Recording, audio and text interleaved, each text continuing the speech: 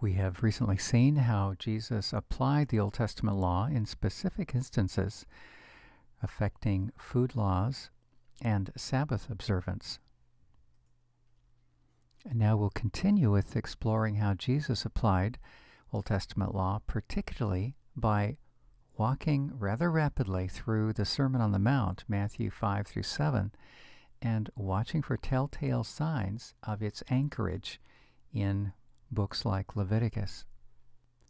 Initially, I'll display the scripture passages as in the past, and then as we get the idea of how this will move, I'll simply display the PowerPoint screen, which shows the theme and then the scripture passages I'm alluding to, without displaying the passage itself. So you may want to have your own copy of Matthew 5 and following open before you. Opening lines from the Sermon on the Mount, Matthew 5, we see Jesus laying a premium on ethical character. Noticed here in the opening Beatitudes of Matthew 5, the Sermon on the Mount, verses 6, 7, and 8. 6, hungering and thirsting for righteousness. If we understand this righteousness as fair dealing in community, then this would typify the way that the Leviticus teaching encourages us to live in fairness, not taking advantage of those around us. Verse 7, merciful. This is reaching out to those in need and having compassion on them. This is consistent with Leviticus. Verse 8, pure in heart. This is consistent with Leviticus. Purity is very important, in fact, holiness. And notice what is the privilege that follows that. The proximity of God, seeing God. This is key in Leviticus. Chapter 5, verses 13 through 16, Jesus encourages his followers to be like light and to be like salt. In this way, they are different from the people around them, different in bringing benefit. And while we could take time to explore what does it mean to be light, what does it mean to be salt, for the moment, just notice that similarly, the teachings of Leviticus call the people of God to stand apart from the cultures that they are moving into, the communities are moving into, and do not imitate them, but be courageous and be different. Beginning in 5:17, Jesus says it's important to be righteous, but your righteousness must exceed even the, shall we say, the professional righteous people of his day, be more righteous than the Pharisees. When people first heard that, they must have shook their heads and said, this is utterly impossible. We can't even keep up with the Pharisees, let alone supersede their righteousness, until Jesus zeroes in on what he's really after. As Jesus is teaching what these traits are by which we must exceed the righteousness of the scribes and Pharisees, notice that he wraps that, or he introduces it in verse 17, by saying the law and the prophets, that is the Torah, the Pentateuch, and the writings of the prophets, Jesus is not throwing them away, but making them complete. Thus he upholds and honors the importance of the law and the prophets. The first topic then that he'll take up is to say, verse 21 and following, that simply to refrain from murdering others is not sufficient in his kingdom, but rather one must even refrain from the heart level of anger. Next, it will not be sufficient as a follower of Jesus simply to refrain from adultery. Instead, one must refrain even from lustful thoughts.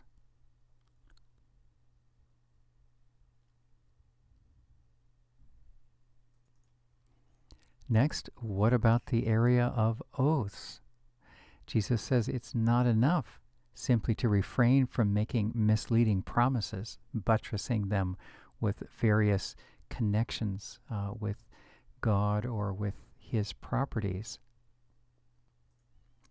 Instead, one should speak in such a way that a simple affirmation or a simple refusal, yes, yes, no, no, this should be sufficient. So simple, truthful, reliable speech. Better than simply limiting retaliation, one must allow aggression. That's together with the reminder that the old law said an eye for an eye and a tooth for a tooth. That was a way of limiting aggression, limiting retaliation, rather, so that if someone's eye was damaged by a person, they could retaliate, but only to the level of equal damage. If a tooth was knocked out, if one tooth was knocked out, you couldn't knock out two. So that was the concept of what was known as lex talionis, the law of equivalency. Jesus says you don't just go for dead even. Instead, you allow yourself to absorb more harm than you give back.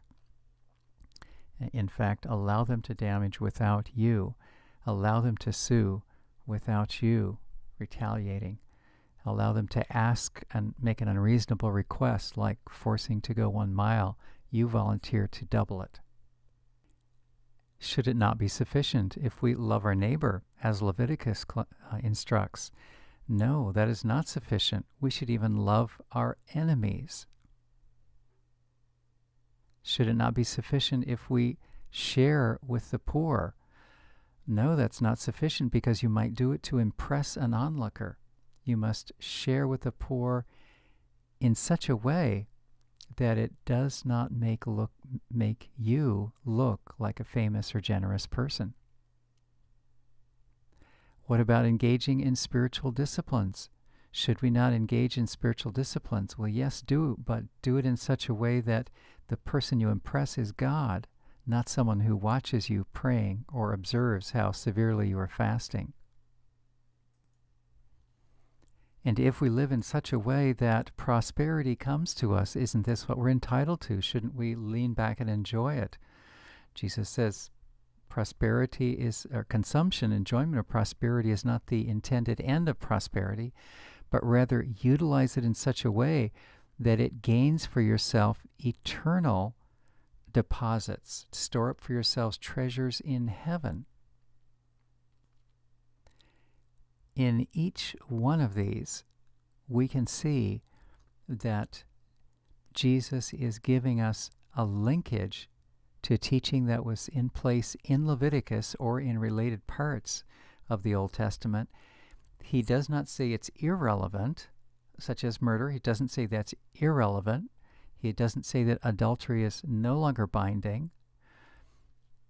Rather, he says that in each of these, not only should you maintain the character sort of obligations and teachings and laws that are there in the Old Testament, they must go even deeper. So instead of relaxing these character-related laws of the Old Testament, Jesus intensifies them and moves them to the level of attitude and heart. When we come to Matthew 6, beginning in 25, Jesus indicates that we should not worry, because those who follow him, those who walk with God, God will care for them. If God so clothes the grass of the field, he said, which is alive today and tomorrow is thrown into the oven, will he not much more clothe you, O you of little faith? So don't worry, God will take care of you. This is reminiscent of the blessings that are articulated in the front half of Leviticus 26. If people walk with God and keep his precepts, then God will come along after that behavior and will provide for their needs in abundant ways. The statement, the teachings leading off chapter 7 are interesting. This is the passage that reads, "Do not judge, so you may not be judged." And you'll recall the imagery, how arrogant it would be of a person to offer to correct and remove the splinter from someone else's eye, all the while having a log protruding from his own eye. So one should not arrogantly judge, presumptuously condemn others, but rather humbly be aware of weaknesses and problems in our own lives. I am not aware of anything in Leviticus that matches this. However, Leviticus is full of instructions how to determine what is holy and what is unholy. You'll recall this. Consequently, it's possible for someone to wrongly and arrogantly emerge from Leviticus or emerge from the Sermon on the Mount saying, I know what God expects, I know what Jesus expects, and since I am so well trained in this, I can identify the errors of other people. This sort of, what shall we say, breeding an excessive spiritual confidence, an inordinate spiritual confidence about knowing what is good and bad can lead to arrogance. Jesus is cautioning against that right here in the middle of teaching about knowing and recognizing and behaving according to what's right and avoiding what's wrong. A remarkably appropriate sort of aside when sharpening people's awareness of what are the expectations of kingdom living. Now that's 1 through 5. And then notice what he says immediately. He almost does a 180. He says in chapter 7, verse 6, do not give what is holy. This should make us think of Leviticus. Holiness is so important there. Do not give what's holy to dogs. Do not throw your pearls before swine, or they will trample them underfoot and turn and maul you. Now it occurs to me that in order to be wise enough to not waste what is holy on so-called dogs, on individuals who have no interest or appetite for it, one must know what is holy, and one must also know what kinds of people will be receptive and what kinds of people will be unreceptive. Notice that this sort of ability to tell the difference, this is a skill of judging. Now, it's not an attitude of premature condemnation, and that's the connotation of chapter 7, verse 1. Don't judge that you may not be judged. At the same time, then, that Jesus is saying, refrain from engaging in premature condemnation, arrogant condemnation, he doesn't let go of the essential quality of discernment. And discernment is what's talked about in verse 6. So, all that to say, Jesus is not suggesting that to be holy or aware of holiness is meaningless. He just means don't parade it and don't make this a topic of arrogant superiority. In chapter 7, verse 7 and following, Jesus encourages his followers to petition God for their needs.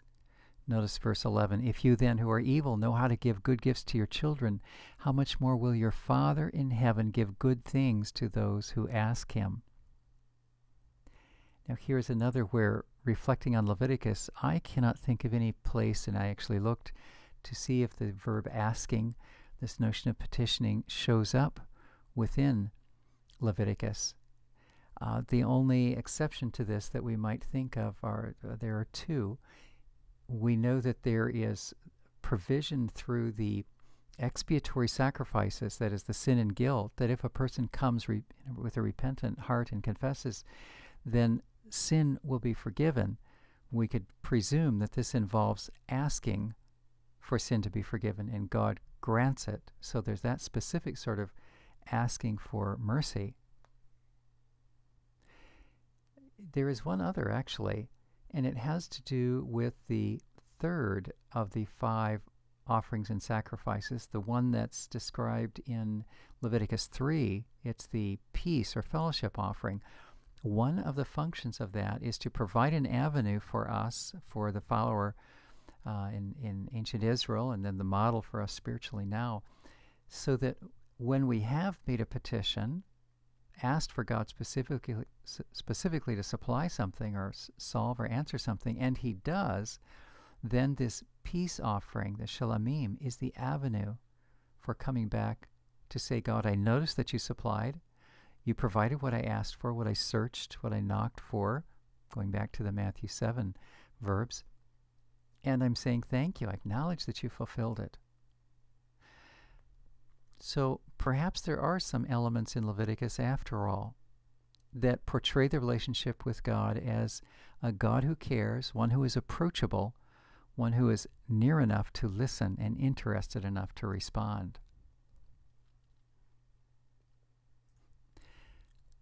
When we reach chapter 7, verse 12 in Matthew, we seem to be reaching a wrap-up. I'm drawn to the words in verse 12, "In everything do to others as you would have them do to you." This is something of a summation. He's casting the net of his teaching very broadly, making a universal statement in everything you do to others. So thinking of some of the other things that he said here about attitude towards others. Don't mutter, don't even be angry, don't commit adultery, don't even lust.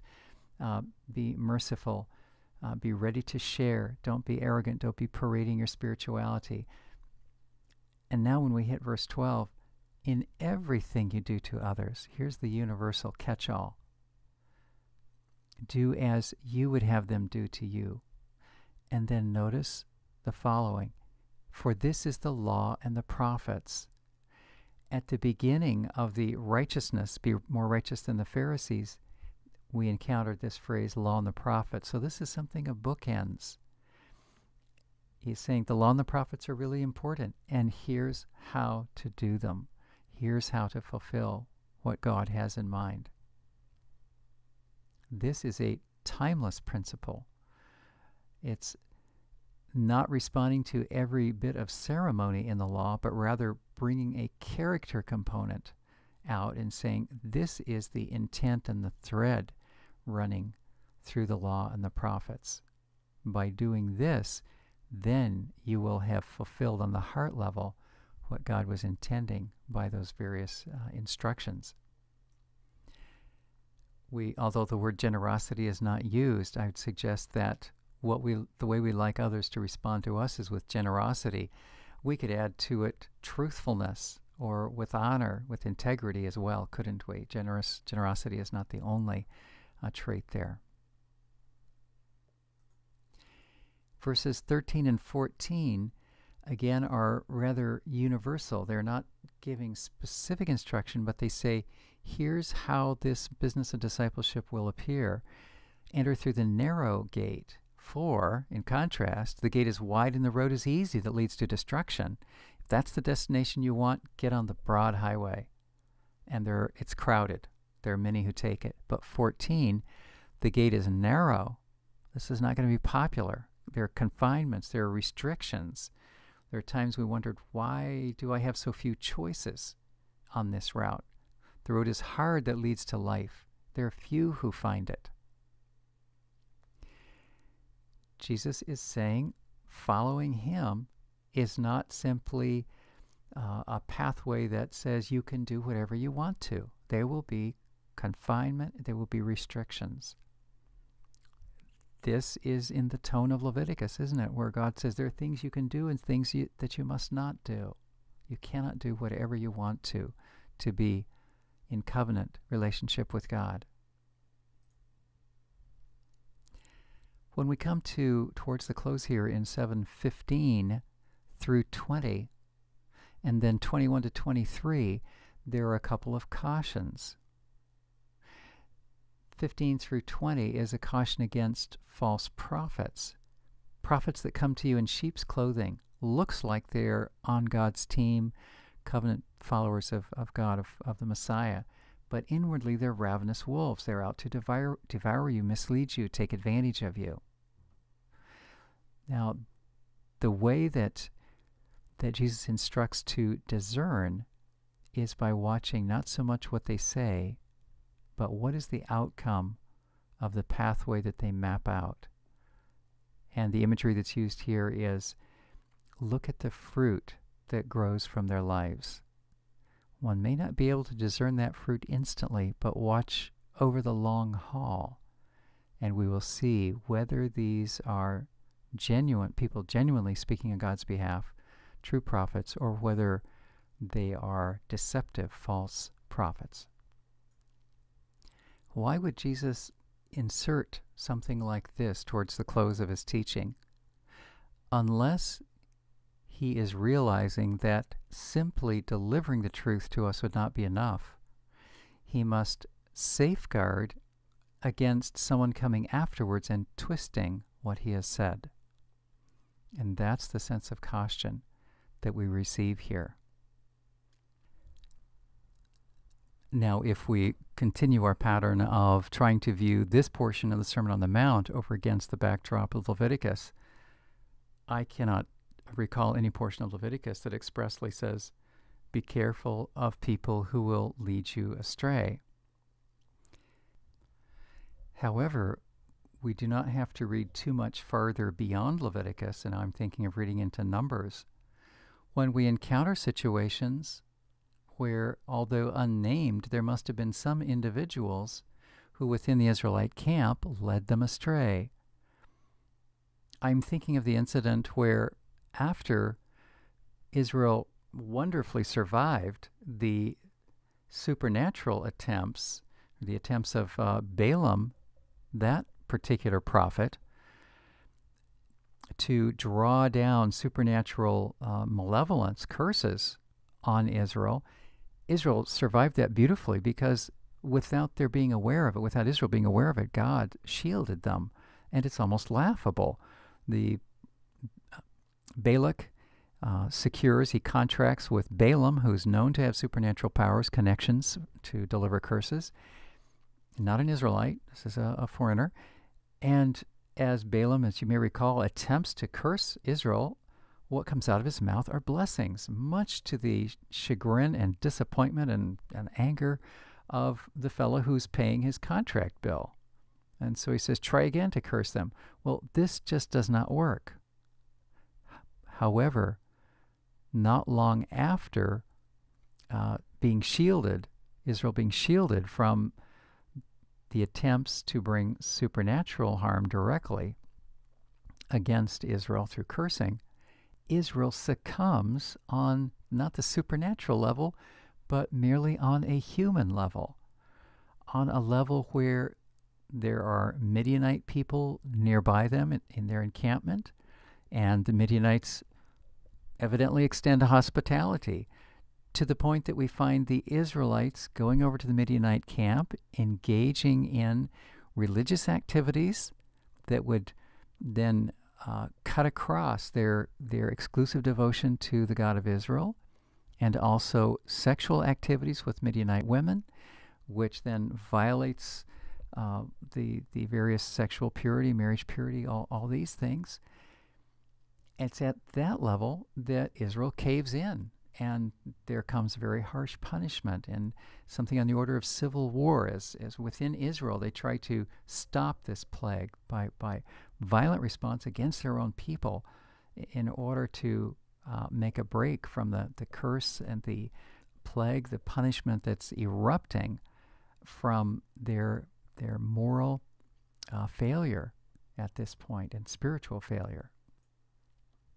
Well, my reason for reminding us of that episode is to say someone in the camp, unnamed, someone must have said, say, we've got an invitation from the neighbors. Why don't we go on over?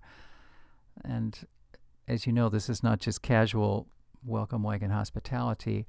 This was a subterfuge. This is an effort to cause them to stumble and fall and be defeated. In fact, elsewhere we find that Balaam, the prophet, who was unsuccessful in bringing curses, was evidently involved in this strategy to undermine Israel through this sense of seductive hospitality, shall we say.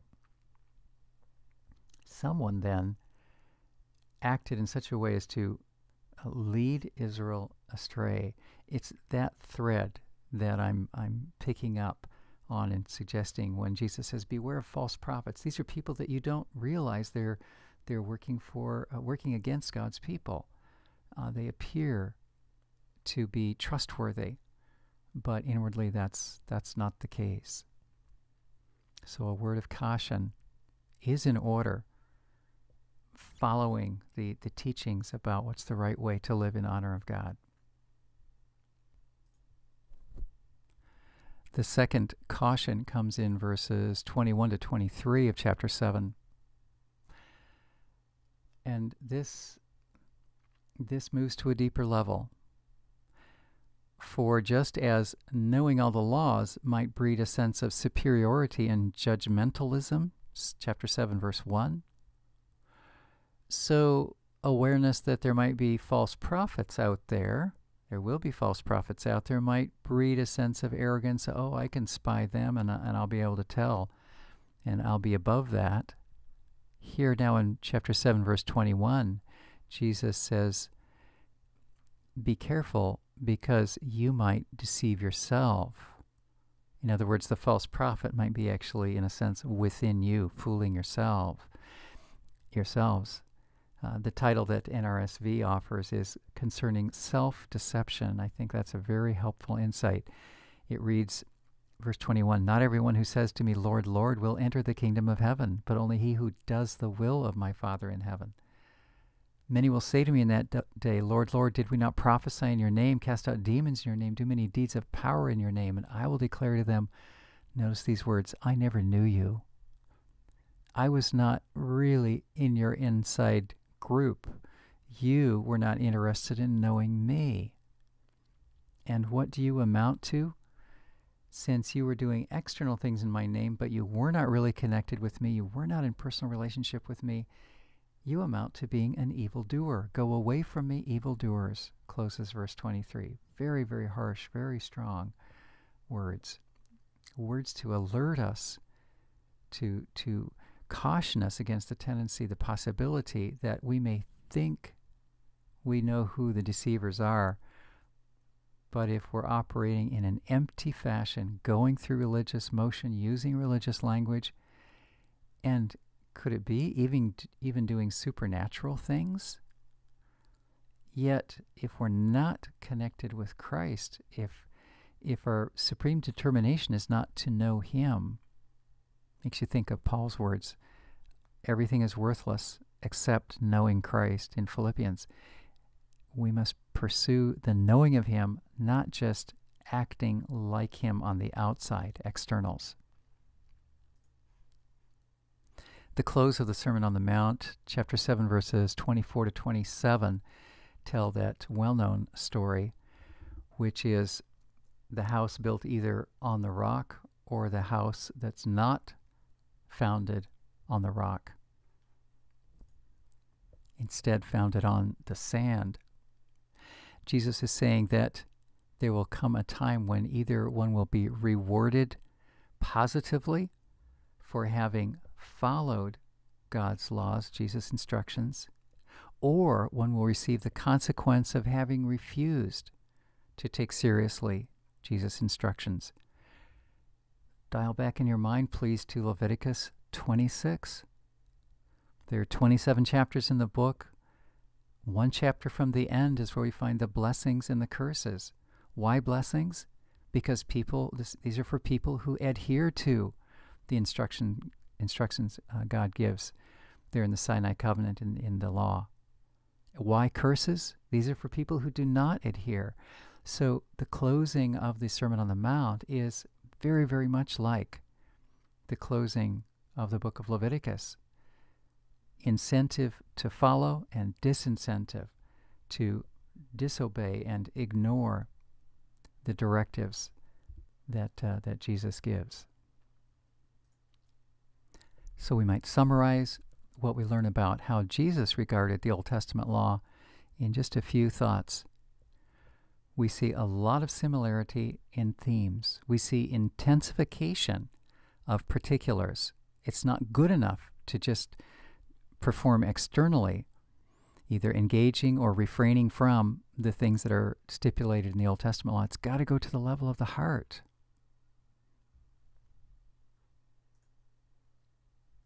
And then at the same time, cautions against arrogance, lest feeling that we've got a handle on these things, somehow we're better than others. And finally, the importance of being in close relationship with God, knowing Him. This speaks to what Leviticus also says, that the purpose of these laws are to qualify Israel so that God can dwell among them. God can be in close association with them. The Sermon on the Mount is aiming at the same thing in chapter 7, verse 23. I will declare to them, I never knew you. As we come to the close of this series of videos dealing with Leviticus, its importance for ancient Israel, and its enduring meaning for followers of Christ today, I would like to suggest to you this axiom that the aim of all of this is presence, divine presence. The aim of all these instructions is so that one may enjoy close association with God as He intends. And this is corporate, individual, but also corporate. There's a corollary, two corollaries to this. The first, the requirement for presence is purity. The requirement for presence is purity. Think of the Beatitude, blessed are the pure in heart, for they shall see God. They will have this unimaginable and unparalleled privilege of close proximity with God. It takes purity to get there. We know that purity is not something we can do to ourselves. The grace of Christ in His atonement is all that'll get the job done. At the same time, when the choice is ours, we've got to choose for Him. And that means engaging some attitudes of the heart and behaviors outwardly, and refraining from other attitudes of the heart and outward behaviors. Notice the subline under Corollary A. If we attempt presence without purity, if we attempt to approach close to God without personal holiness, presence without purity, at best, is impossible. That is to say, the best thing that could happen to us if we tried to press into the presence of God while carrying along dirt and junk, impurity and holiness that we're willfully and arrogantly trotting into God's presence, like Nadab and Abihu. Presence without purity, on the best days, it just won't be admitted. You'll be left outside. But at worst, it's deadly to attempt that. And again, we think of Nadab and Abihu. We think of the caution of the writer of Hebrews, our God is a consuming fire. Presence without purity at best is impossible. And the worst case scenario, it will be deadly. Corollary B to this axiom that the aim of all this is presence, engaging divine presence. And that is that the purpose of purity is presence. The purpose of purity is presence. That is to say, the whole reason for going through the trouble of purity is not for purity as an end in itself, but it's the destination of being welcomed into God's presence. Think about what this involves. Purity without presence at best is impossible, and at worst deadly. Here's what I would suggest by this. To attempt to achieve purity without God's help, His grace and His presence in our life, we cannot achieve it. We cannot just clean ourselves up utterly. There's some things we can put off, yes, but ultimately, purity itself is a gift of God's grace. So purity without God's presence, trying to just do it on my own, in the best of possible days with no negative impact, you just can't do it. It's impossible. And the worst possible fallout from attempting purity without pressing into the presence of God is deadly. This is what concerned Jesus about so many of the religious leaders of His day. He said, "You are full of dead men's bones. You are tombs that are painted over white on the outside, but they're putrid on the inside. White on the outside, you give an impression of being oh so holy, but you're not doing it so as to humbly enjoy the exquisite privilege of being in God's presence and then going out and affecting the world for Him. That's not your intent. You just want purity as an end in itself, so you can have these shiny buttons on your lapel and everybody, or a halo on your head or something, and everybody says, "My, aren't you holy?"